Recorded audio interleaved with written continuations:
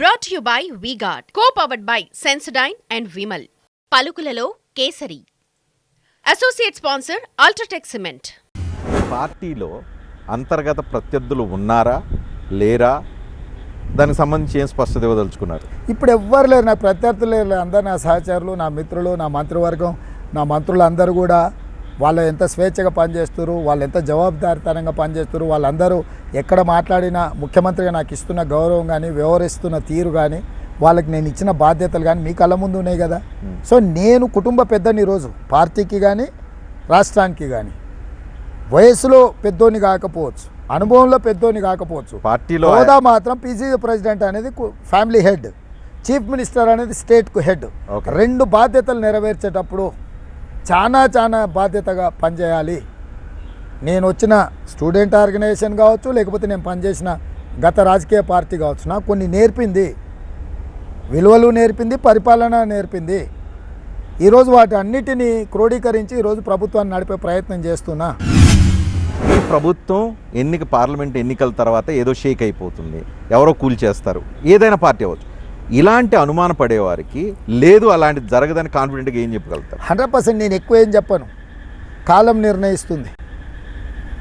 ఎన్నికల కంటే ముందు పార్టీ ఉండదు, డిపాజిట్లే రావు, 10 సీట్లు గెలిస్తే ఎక్కువ. ఉప ఎన్నికలలో హుజూరాబాద్లో 3200 ఓట్లు వచ్చినప్పుడు అయిపోయింది.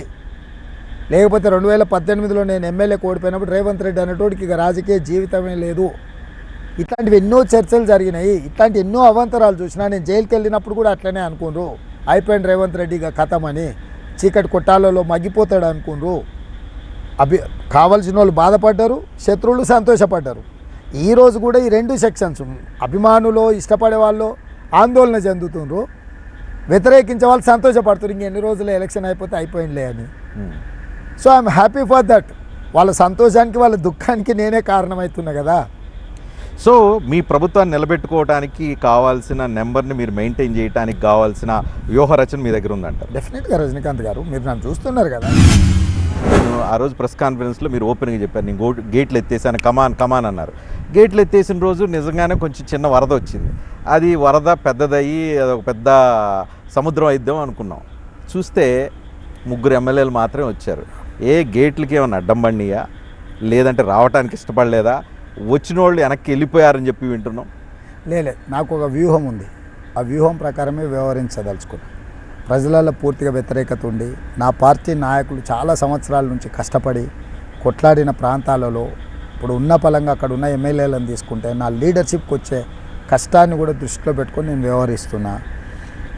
ఎన్నికల సందర్భంలో రాజకీయ గందరగోళాన్ని సృష్టిస్తే అసలు ఎన్నికలు అనేది పక్కకు పోయి ఈ రాజకీయ రచ్చలో రాష్ట్రానికి కూడా నష్టం జరిగే అవకాశం ఉంది. అందుకే పరిమితంగా ఏ శాసనసభ నియోజకవర్గంలో నాకు అభ్యంతరం లేదు, అక్కడ మా స్థానిక నాయకులు కూడా ఆమోదించిన వాళ్ళని మాత్రమే నేను చేర్చుకుంటున్నా.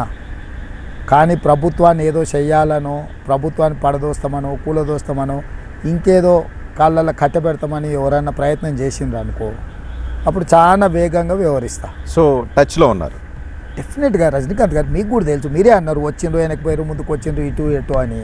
ఇది చిన్న ఊరు తెలంగాణ అంటే ఏముంది చెప్పు, అందరికీ తెలుసు. ఊరికంటే చిన్నది ఇది. సో ఎంతసేపు ఎవరినెవరు రీచ్ అవ్వడానికి. Brought to you by V-Guard, co-powered by Sensodyne and Vimal. పలుకులలో Kesari. Associate sponsor UltraTech cement.